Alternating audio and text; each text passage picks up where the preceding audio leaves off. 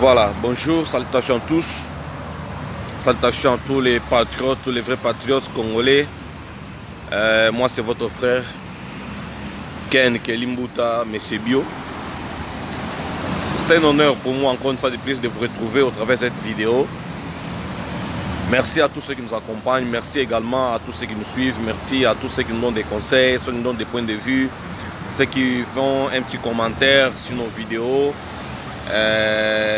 Tout celui qui donne son apport par rapport à ce que nous faisons, par rapport au peu que nous avons apporté à notre République, nos points de vue à travers des petites vidéos, afin de lancer des messages de conscientisation, toujours dans un éveil patriotique, un éveil de prise de conscience à tous les Congolais et surtout la jeunesse congolaise. Voilà, moi je suis tellement ravi, je suis tellement content de tout ce que vous me dites, tout ce que vous faites comme commentaire sur nos petites vidéos. Nous avons besoin de vous, moi j'ai besoin de vous, vous avez besoin de moi. Tous main dans la main, nous allons élever notre pays. Notre pays va changer.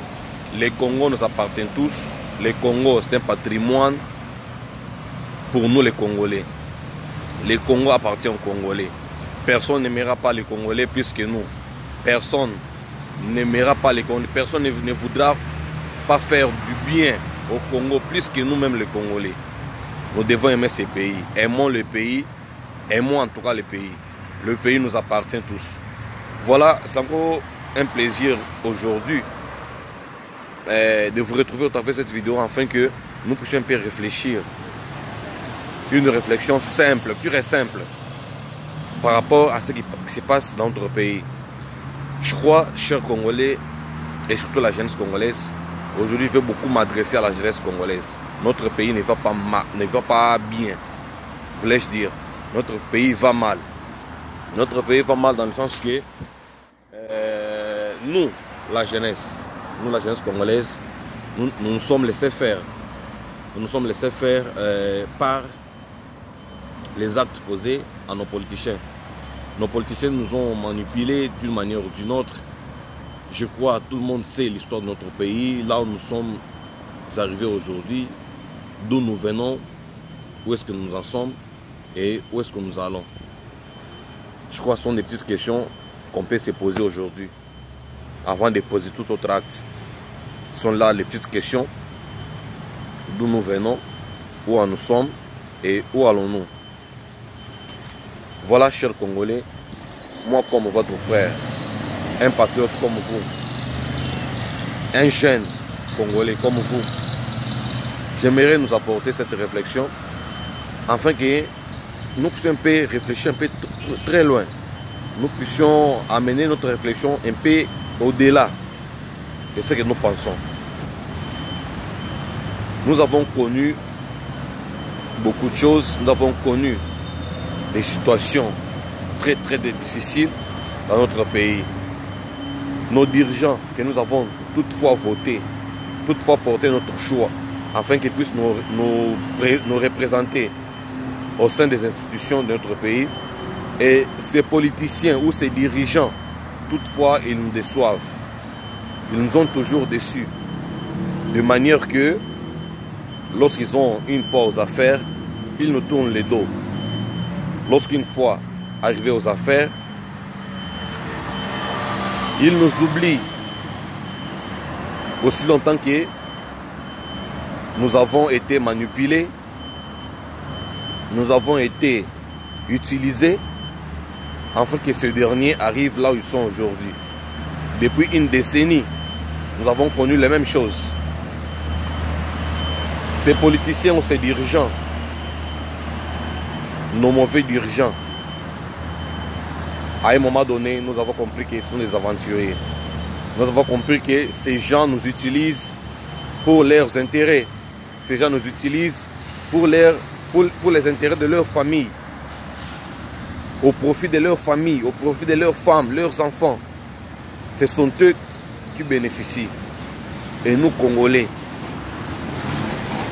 nous, les petits peuples, on ne bénéficie absolument de rien.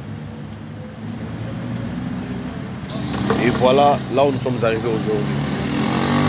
voilà là où nous sommes arrivés avec ces genres de politiciens. Vous savez qu'est-ce qu'ils ont fait de nous, chers Congolais? Ces politiciens ont une méthode de nous priver une réflexion individuelle. Aujourd'hui, la jeunesse congolaise ne parvient pas à réfléchir sur son avenir, à réfléchir sur son futur. La jeunesse congolaise ne réfléchit absolument rien, n'arrive pas à réfléchir. Pourquoi? Ils nous ont privé l'éducation. Ils nous ont privé l'éducation. Ils nous ont privé la formation. Ils nous ont privé l'indépendance. L'indépendance des réflexions, l'indépendance de réfléchir. Ils nous ont privé l'emploi. Vous savez pourquoi? C'est pour que toutefois nous ayons toujours pleurer auprès d'eux. Toutefois nous ayons toujours se lamenter auprès d'eux. Pour manque du travail, manque d'études, manque de formation. Aussi longtemps qu'eux n'ont pas la volonté de le faire. Ils n'ont qu'une volonté de le faire. Imaginez-vous quelqu'un qui n'a pas étudié, quelqu'un qui n'a pas une formation, quelqu'un qui n'a pas d'emploi, il est frustré, quelqu'un qui a faim. Il ne réfléchit pas. Il n'arrive pas à réfléchir. Ce genre de personnes, ce genre d'hommes, il se donne à la mendicité. Il va quémander auprès de ces personnes, auprès de ces hommes d'État, que nous appelons les hommes d'État, qui ne méritent pas cette appellation. Homme d'État honorable, excellence, ils ne méritent pas.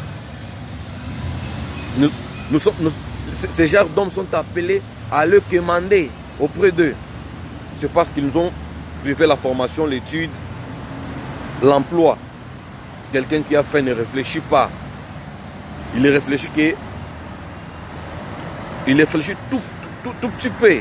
Il n'a besoin qu'il y ait quelque chose à manger, il n'a besoin qu'il y ait quelque chose qui peut lui satisfaire pour ce moment-là. Quelqu'un qui a faim ne réfléchit pas, ne pousse pas une réflexion très loin. Les réflexions sont très courtes. Tout cela, c'est à cause de ces gens que nous avons votés, ces gens que nous avons porté notre choix, afin qu'ils puissent nous représenter, afin qu'ils puissent plaider pour nous. Ces gens ne nous aiment pas. Ces politiciens congolais ne nous aiment pas. Ne nous aiment pas absolument, ne nous aiment pas. Aujourd'hui, au Congo, la jeunesse est foulée aux pieds des politiciens. La jeunesse est à genoux. Aussi longtemps que la jeunesse, c'est une lumière d'une nation. La jeunesse, c'est l'espoir d'une nation. Mais aujourd'hui, qu'est-ce qu'ils nous ont fait, ces politiciens? Qu'est-ce qu'ils nous ont fait? Je demande à la jeunesse congolaise si nous continuerons dans la même direction, si nous continuerons avec les mêmes habitudes. Aujourd'hui au Congo, les Kidia Lelo, c'est devenu une profession. Kidia Lelo, Bisenga Senga, aujourd'hui c'est devenu une profession au Congo. Vous trouvez au Congo, quelqu'un se réveille le matin, à Sokoli bien, à l'ati propre, à Keiko Senga, Keiko Kemande. À Keiko Kemande. Or, ils ont droit na biso, bato biso to vota, va représenter biso. Ils ont droit na biso, va ser na biso biso to lingi. Mais ils nous ont privé l'éducation, ils nous ont privé l'emploi. Nous devons réfléchir, nous devons pousser, réflexion n'est musikate. Parce que ça n'a nzala, ça n'a musalate, atangate, aucune formation. Atako bato batanga, bata basala mo effort rotanga. Batanga na ba condition nini. Les universités ne sont pas équipées. Batanga na ba condition nini. Aujourd'hui, les valeurs de la jeunesse congolaise ne sont pas respectées. Les droits ne sont pas respectés. Bato biso to vota o to tinda liboso. Pour le bela biso, basali biso ni. Ils ne font absolument rien. Ce sont les qui ban na bango de bazo vivre na bazo profiter na ngo. Nous on en profite de rien. Surtout profiter de l'eau. C'est regrettable les lots comme on a muto atangi na ba fonds propres, na ba effort personnel.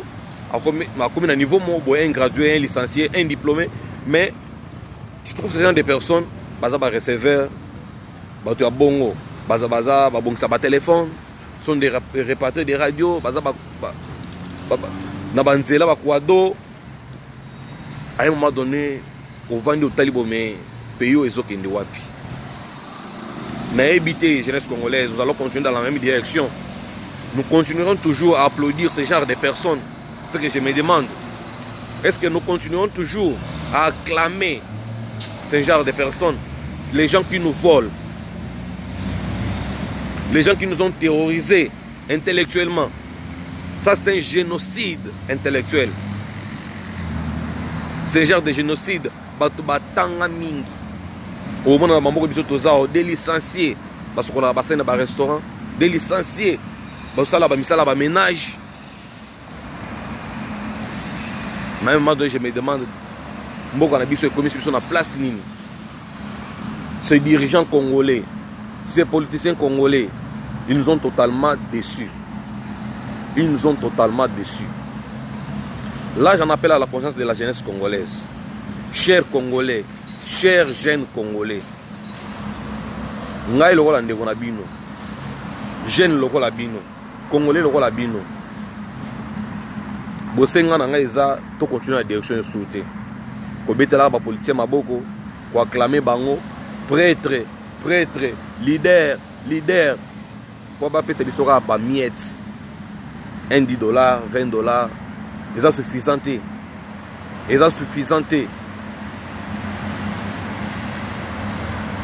Totika kosenga kambisi pa batu oyo. Toyisa bato ba ilakisa biso moyen nini ya kopêcher. Po totika loza suna nzala te. Po totika sokolanda bango na sima te. Eloko bango basali eza génocide intellectuel. Eza insulte. Vis-à-vis de la jeunesse congolaise. Aucune formation, en tout cas aucune formation. Jeunesse congolaise a formé dans Tambouké, dans Baspagnos. Jeunesse congolaise a par terre, en tout cas par terre. Le ministre de la jeunesse, Azane Wana, mandat au côté du gouvernement Sika. Pour qu'on ait un gouvernement à Kala, régime à Kala, régime à Kala, on en a qui en trop. C'est un régime caractérisé par la terreur. Na mabe nyonso to yebele régime ya kala, mais le régime au côté sika, qu'est-ce qu'ils font? Vous allez nous dire que non, c'est encore tôt, une année, tout est consort, tout bien, problème t'es bien. Mais quels sont les signaux? Quels sont les signaux forts? Où est l'action? Gouvernement oyo, régime oyo sika, état oyo, ils ont posé jeunesse et tombama. Qu'est-ce qui prouve? Et là, on là qui ça. Ils sont déplorables, j'ai rencontré une fois Nangola. Nakutana na mutu moko na PC téléphone na bongselanga. Ayebi na yebi bongsa téléphone te, mais na chaka musique na ba carte mémoire. Tant me ko solo na ndeko wana to solo na masolo kaka. Na yo comprendre que monsieur a se présenter as un juriste. Un juriste en Angola a zo ba musique na ba carte mémoire. Bandeko, voilà place État congolais comme Bisso. Juriste, un juriste. Attendant à fond propre. Maman a teka makala. Papa sala ki boy. Pour moi, on est attendant à cette classe. Un juriste à se retrouver en Angola. A zocha ba musique na carte mémoire, na ba carte mémoire, na ba téléphone. Na lela na yoka pasi.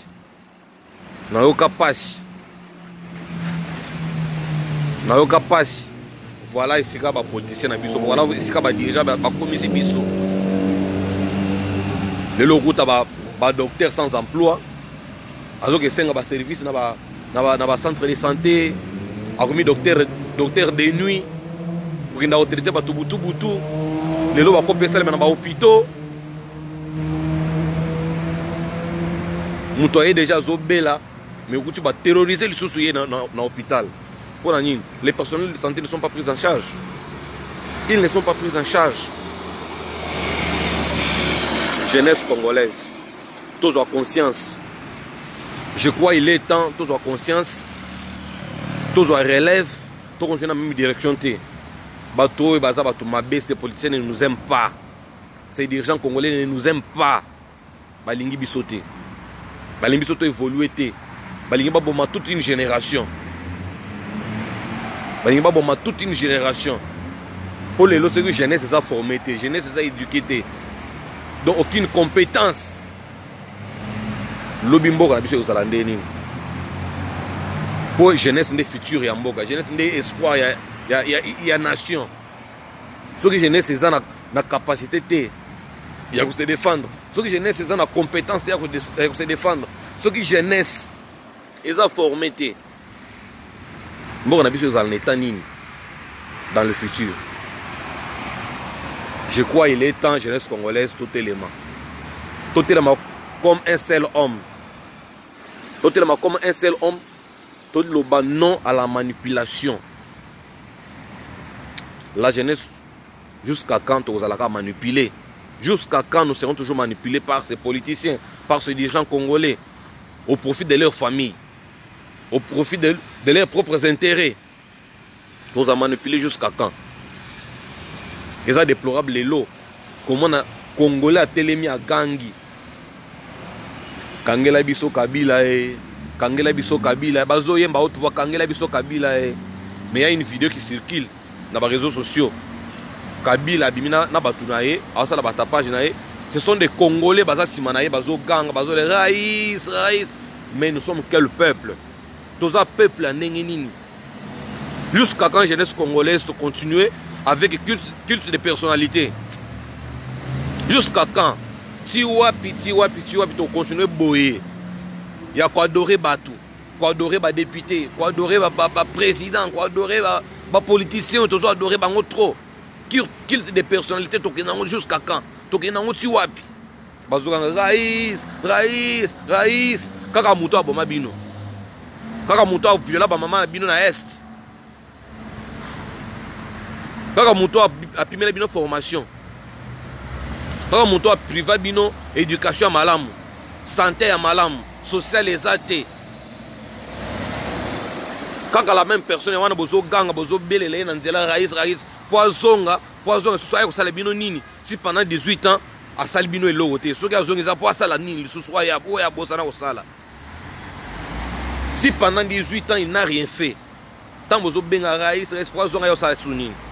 Et vous voulez nous amener dans les mêmes habitudes, dans makambo moko, to bandobela su fachi béton, fachi boye. Ye moko fachi na boya makambo wana.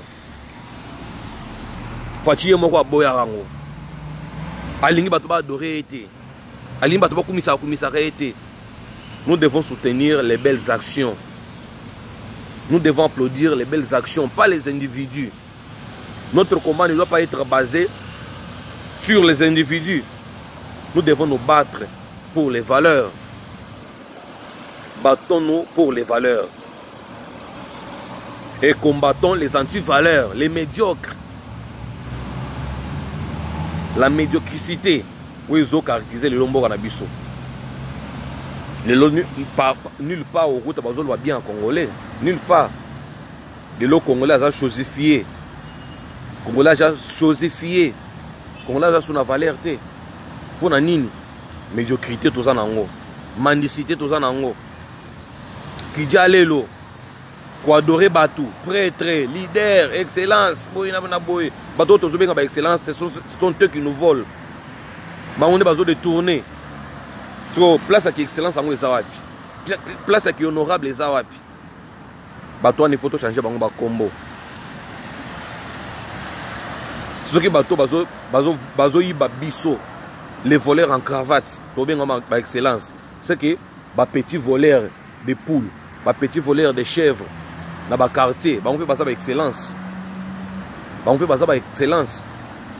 Tant qu'on continue à adorer, qu'on koumisa, les coulous en cravate, les maboumokrates, on continue à adorer bango. Jeunesse n'a pas tiré le tombe à aucun jour. Surtout continuer à toujours pour acclamer des mêmes personnes. On va aussi la biso mabe, on va priver biso, ba droit na biso. Bato ba kenda na parlement, ba vanda na bango bongo. Ba bosani bazo zela 2023 to voter bango lisusu. Surtout continuer à acclamer bango pour sa biso ba miette. Mboka na biso jamais ko tomba maka. Ce pays ne sera jamais développé avec notre mendicité, avec notre bassesse, avec des cultes de personnalité. Jamais. Jeunesse congolaise, il est temps de réfléchir mieux. Il est temps d'aller au-delà de notre réflexion. Il est temps d'une prise de conscience, d'autodétermination, de prendre une décision, de se lever la tête haute. Non, non, non à la manipulation. Non à la manipulation. Nous ne sommes pas une jeunesse où on va continuer toujours à manipuler biso, pour utiliser biso, pour avoir intérêt dans bango. Je dis et j'insiste, j'en appelle à la conscience de toute la jeunesse congolaise. Cette fois-ci, tu as la sous Simaté, cette fois-ci, tu as la sous Bogoté, nous allons nous battre pour nos valeurs, pour que nos droits soient rétablis, pour que nous soyons établis dans nos droits. Tous dans la formation bien, tous dans l'université équipée, tout en bien, que nos professeurs, nos enseignants soient mieux pris en charge, soient mieux payés pour être battant que c'est malamu. Jeunesse na biso tombama, éducation ya bana na biso qui est liboso, bana biso bazala bien éduqué, bien enseigné, bien instruit. Mais là, jeunesse congolaise est par terre. Jeunesse congolaise est par terre. Tu continues sur la sens souanate. Tu continues sur la sens souanate. Après, nous avons jeunesse congolaise, et là, c'est la justice congolaise. La justice, dans le bagarre, toutefois, c'est l'âme d'une nation. La justice, c'est l'âme au thème. La justice, c'est l'âme d'une nation. Chers juges, chers procureurs, rendez la justice, dites la loi. Vous avez tout notre soutien. La jeunesse congolaise est soutenue justice et ça la moussala nango et ça la justice moko indépendante, justice moko équitable pour la moutounionso. Nul n'est au-dessus de la loi. Moutounionso au sala mabe, batonionso basala biso mabe. O ba komisa biso toza lelo. Justice et ça la moussala. Justice et ça la etala likambo na bango. Toza na posa nyonso ya biso bayiba, nyonso ya biso bazwa. Bazongisela biso. Bazongisela biso nyonso ya biso. Enfin que mboka na biso kende liboso, biso bana mboka tolia mbuma malamu ya mboka na biso. Tolia mbuma malamu ya mboka na biso. Botala bandeko na biso à est. J'ai suivi une fois interview à un petit garçon de 12 ans. Moi na wana zolela. Bazo poser une question à l'obi na botama na guerre. Depuis mon enfance, je vécu dans la guerre. Dans Makelele, ya Masasi, Makelele, ya Minduki. Depuis son bas âge, tia kokisi 12 ans. Nana koka kosili sa année mobimba complété na kimia. Attends 3 mois, Makelele ye ba kimi. Attends 6 mois, Makelele ye ba kimi. Jusqu'au moment où commis na 5e primaire à l'âge de 12 ans. Moi na zole la zolo ba na yebité sur na kosili sa humanité.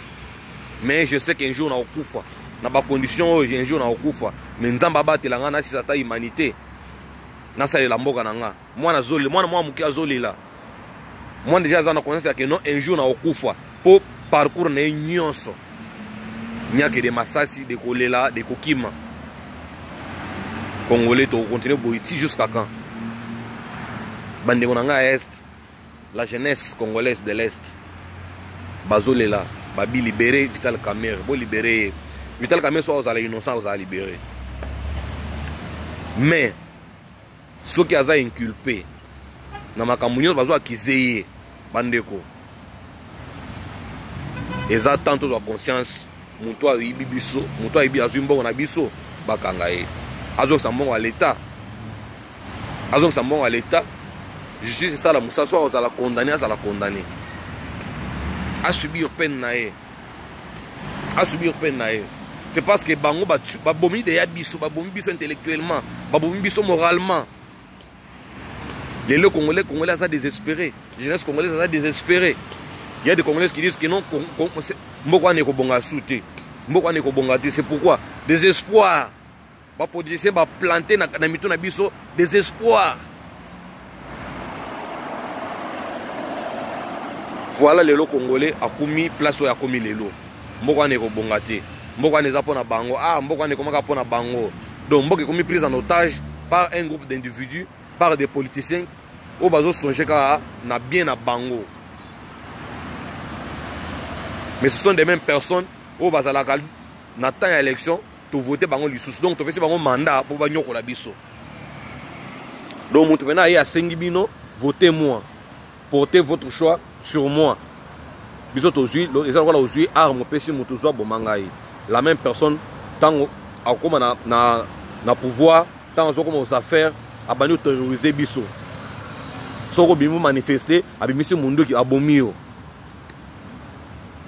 Je crois il est temps. Je crois il est temps, chers Congolais, tous en conscience. Et ça moi petite réflexion ça qui nango un petit message ya ko lancer la jeunesse congolaise. Tous à la justice, ça sala musala ba rétablir biso na ba droit na biso. Onyo ya moko bazui bazongi sango. De façon que batongi biso ba hôpitaux, batongi ba mama biso ba hôpitaux, bana na biso ba tanga. Nous avons besoin d'une formation. Nous avons besoin d'une formation jeunesse congolaise. Nous avons besoin de tanga malamu, na ba conditions bien. Tolia malamu, tous en mai eau potable. Tous en courant. Ba université na biso za l'équiper. Tous on na bamboka mpaya façon baso bazo tanga. Ozolela ozoka na kanda na kolela na kanda. Pourquoi? Parce que bango ba l'équipe biso avec tout ce que nous avons. Avec tout ce que nous avons comme richesse. Et comme etikala na munoko. Tozana boy, tozana boy, tozana boy, tozana boy. Dans notre monde misala ya ba richesse on tozana monter. Dans notre monde ba revenu, ya potentialité on tozala na Congo te.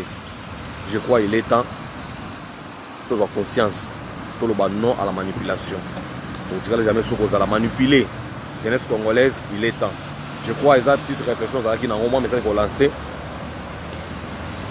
Suggestion na yo, commentaire na yo, point de vue na yo, appui na yo, conseil. Vous allez bienvenue. En tant que Congolais, voilà bino, main dans la main, le Congo sera libéré. Mboko e Bonga, Congo. Merci.